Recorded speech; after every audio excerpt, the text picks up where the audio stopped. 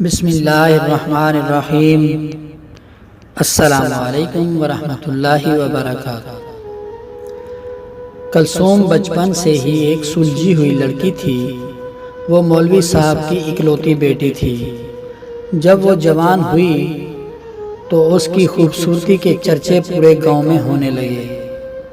ایک رئیس کا بیٹا اس پر اپنا دل ہار بیٹھا۔ وہ خود ایسی محفلوں کی زینت بنتا تھا جہاں شراب نوشی عام تھی اور کئی طرح کی عورتوں سے اس کے ناجائز تعلقات بھی تھے۔ جب اس سے اس کے دوست نے پوچھا کہ تم تو ایک رنگین مزاج آدمی ہو، پھر تجھے امام صاحب کی بیٹی ہی کیوں پسند آئی؟ اس نے جواب دیا کہ یہ سب چیزیں تو میں اپنا دل بہلانے کے لیے کرتا ہوں، مگر ان کو میں اپنے گھر کی زینت تو نہیں بنا سکتا۔ اس کے دوست نے کہا، اگر تم اس لڑکی کو اپنا بنانا چاہتے ہو تو تجھے یہ سب چھوڑنا پڑے گا۔ یہ سن کر رئیس کے بیٹے کو بہت غصہ آیا۔ اس نے اپنے دوست سے کہا کہ میرے معاملات میں بولنے کی ضرورت نہیں، میں وہی کروں گا جو میرا دل کرے گا۔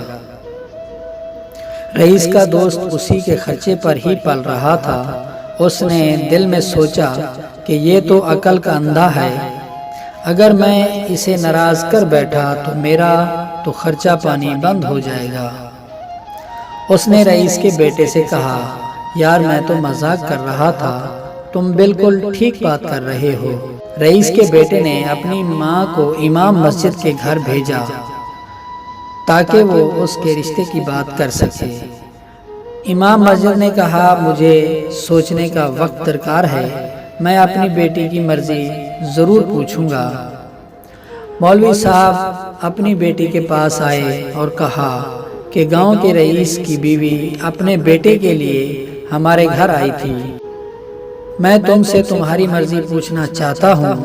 کلثوم نے کہا کہ ابا جان، وہ ایک عیاش اور بدکار انسان ہے، اگر آپ میری مرضی پوچھنا چاہتے ہیں تو میں ایسے شخص کی شریک حیات نہیں بن سکتی۔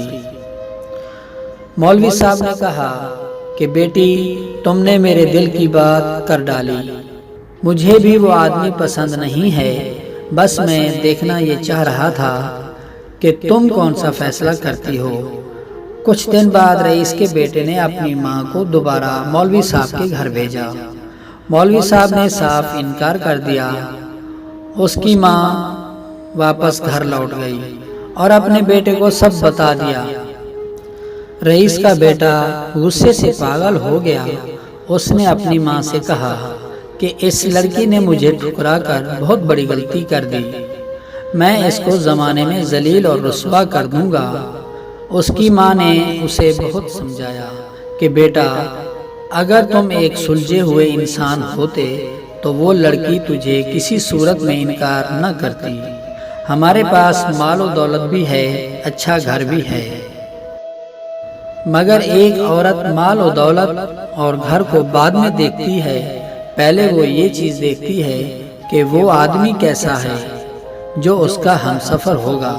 رئیس کے بیٹے کو اپنی ماں پر بھی غصہ آیا۔ وہ سچائی سننے کا عادی نہیں تھا۔ ایک دن کلثوم گلی میں گزر رہی تھی کہ اچانک یہ اس کے سامنے آ گیا۔ اس نے کلثوم سے کہا کہ اب ذلت اٹھانے کے لیے تیار ہو جاؤ، میں تجھے بدنام کرنے میں کوئی کسر نہیں چھوڑوں گا۔ کلثوم نے کہا کہ عزت اور ذلت خدا کے ہاتھ میں ہے، اگر وہ کسی کو ذلیل کرنا چاہے تو کوئی اسے معزز نہیں بنا سکتا، اور اگر وہ کسی کی عزت کی حفاظت کرنا چاہے تو کوئی دوسرا اسے ذلیل نہیں کر سکتا۔ یہ کہہ کر کلثوم تو چلی گئی، مگر رئیس کا بیٹا اب کلثوم کو بدنام کرنے کے منصوبے سوچنے لگا۔ وہ کلثوم کو ذلیل کرنے کے لیے عجیب و غریب منصوبے بنانے لگا۔ کبھی وہ خود سے خط لکھ کر یہ مشہور کر دیتا کہ یہ کلثوم نے مجھے خط بھیجے ہیں، کبھی وہ کلثوم پر جھوٹے الزام لگاتا کہ وہ مجھے رات کو اکیلے میں ملنے آتی ہے۔ اس سے جو ممکن تھا اس نے کیا، مگر گاؤں کے سب لوگ جانتے تھے کہ یہ صرف الزامات ہی ہیں، ان کا حقیقت سے کوئی تعلق نہیں۔ ایک دن مولوی صاحب اپنے چچا زاد بھائی کے بیٹے کی شادی میں شرکت کرنے کے لیے دوسرے گاؤں چلا گیا۔ کلثوم اور اس کی ماں بھی مولوی صاحب کے ساتھ ہی تھی۔ ایک ہفتے بعد مولوی صاحب کا خاندان واپس آیا تو کلثوم کو پیٹ میں ہلکا سا درد محسوس ہوا۔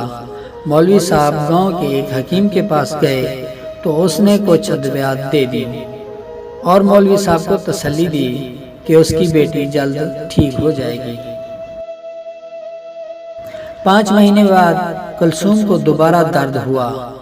اس دفعہ بہت شدید درد تھا جس کی وجہ سے کلثوم بے ہوش ہو گئی۔ کلثوم کا پیٹ بالکل پھول گیا تھا۔ مولوی صاحب کلثوم کو دوبارہ حکیم کے پاس لے گیا تو حکیم نے دعویٰ کر دیا کہ کلثوم حاملہ ہو چکی ہے، کیونکہ پیٹ کے اندر بچہ حرکت کرتا دکھائی دیتا ہے۔ یہ وہ دور تھا جس میں الٹرا ساؤنڈ اور ایکس رے کی سہولیات بالکل نہیں تھیں۔ مولوی صاحب شرم سے پانی پانی ہو گئے اور کلثوم کو ساتھ لے کر گھر روانہ ہوئے۔ رئیس کا بیٹا حکیم کے پاس آیا اور اس سے دریافت کیا کہ مولوی صاحب کی بیٹی کو کیا بیماری ہے۔ حکیم صاحب نے رئیس کے بیٹے کو سب کچھ بتا دیا۔ رئیس کے بیٹے کی خوشی کی انتہا نہ رہی۔ وہ تو اسی موقع کی تلاش میں تھا کہ کس طرح کلثوم کو بدنام کیا جا سکے۔ اس کے دماغ میں ایک شیطانی ترکیب آئی۔ اس نے ایک میراثی کو بہت سارے پیسے دے کر کہا کہ ڈھول بجا کر پورے گاؤں میں یہ مشہور کر دو کہ مولوی صاحب کی بیٹی بغیر نکاح کے ہی بچے کی ماں بننے والی ہے۔ بہت سارے لوگ یہ سن کر مولوی صاحب کے دروازے پر جمع ہو گئے۔ وہ مولوی صاحب سے حقیقت جاننا چاہتے تھے، مگر مولوی صاحب کا جھکا ہوا چہرہ دیکھ کر یہ سمجھ گئے۔ انہوں نے نہ صرف مولوی صاحب کو مسجد کی امامت سے ہٹا دیا بلکہ یہ مطالبہ بھی کیا کہ 2 دن کے اندر اندر یہ گاؤں چھوڑ کر چلا جائے، کیونکہ ہمارے گاؤں میں ایسے بے حیا لوگوں کے لیے کوئی جگہ نہیں ہے۔ کلثوم اپنی ماں کے سامنے قسمیں اٹھا کر یہی کہتی رہی کہ مجھے کسی نامحرم نے ہاتھ نہیں لگایا۔ مولوی صاحب تلوار لے کر آئے اور کلثوم کا سر قلم کرنا چاہا، مگر اس کی ماں سامنے آ گئی۔ اس نے کہا کہ میں یہ ثابت کروں گی کہ میری بیٹی بے قصور ہے۔ کلثوم کی ماں نے ایک حکیم کا نام سنا ہوا تھا جو دانائی میں بہت شہرت رکھتا تھا۔ وہ دونوں کلثوم کو اس کے پاس لے گئے۔ حکیم صاحب نے دیکھا کہ کلثوم کا پیٹ پھولا ہوا تھا اور پیٹ کے اندر حرکت بھی تھی۔ اس نے ایک کمرے میں کتا ذبح کیا اور دوسرے کمرے میں بکرا ذبح کر دیا۔ اس نے بکرے کے گوشت سے مولوی صاحب، اس کی بیوی اور کلثوم کی دعوت کی۔ دعوت کے بعد حکیم صاحب نے کلثوم سے پوچھا کہ کبھی تم بغیر برتن کے کہیں سے پانی پیا تھا؟ کلثوم نے بتایا کہ ایک دن ہم شادی پر جا رہے تھے تو گرمی کی وجہ سے مجھے سخت پیاس لگی تو میں نے ایک نہر سے چلو بھر پانی پی لیا تھا۔ حکیم کلثوم کو اسی کمرے میں لے گیا جہاں کتا ذبح کیا گیا تھا۔ کلثوم نے کراہت بھرے لہجے میں کہا کہ کتے کو کس لیے ذبح کیا گیا ہے؟ حکیم صاحب نے کہا کہ تمہارا علاج اسی وقت ممکن تھا جب تم کو کتے کا گوشت کھلایا جاتا۔ تم نے ابھی جو گوشت کھایا ہے وہ کتے کا تھا۔ کلثوم نے جیسے ہی یہ سنا تو اس کا جی متلانے لگا اور اسے ایک زوردار قے آئی۔ اس کے پیٹ سے پہلے بہت سارا پانی نکلا اور اس کے بعد ایک بڑا سا مینڈک نکلا۔ مولوی صاحب نے حکیم صاحب سے پوچھا کہ یہ کیا ماجرا ہے؟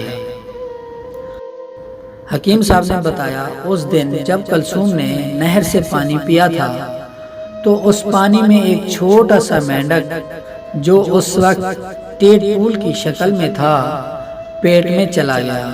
وہ پیٹ میں ہی پرویش پاتا رہا اور جب وہ پوری مینڈک بن گئی تو پیٹ پھولنا شروع ہو گیا، بالکل اسی طرح جیسے ایک عورت امید سے ہو۔ اس کے بعد پورے گاؤں والوں کو اس حقیقت کا پتہ چل گیا۔ پورے گاؤں والے مولوی صاحب سے معافی مانگنے اس کے گھر آ گئے، مگر اس واقعے کے بعد مولوی صاحب پوری زندگی اپنی بیٹی سے معافی مانگتے رہے کہ بیٹی مجھے معاف کر دینا، میں نے تمہارے کردار پر شک کیا۔ تو دوستو، آج کی اس کہانی سے ہمیں اخلاقی سبق یہ ملا کہ ہمیں پانی کو دیکھ کر پینا چاہیے اور آرام آرام سے پینا چاہیے۔ اس طرح سنت بھی ادا ہو جاتی ہے اور ہماری زندگی کے لیے بہتر بھی۔ دوستو، آپ کے قیمتی وقت دینے کا بہت بہت شکریہ، اور آج کی اس ویڈیو کے بارے میں اپنی قیمتی رائے کا اظہار کمنٹس باکس میں ضرور کیجیے گا، اور میری حوصلہ افزائی کے لیے چینل کو سبسکرائب کرنا نہ بھولیے گا۔ تو ملتے ہیں ایک نئی ویڈیو کے ساتھ، تب تک کے لیے اجازت دیجیے۔ اللہ نگہبان۔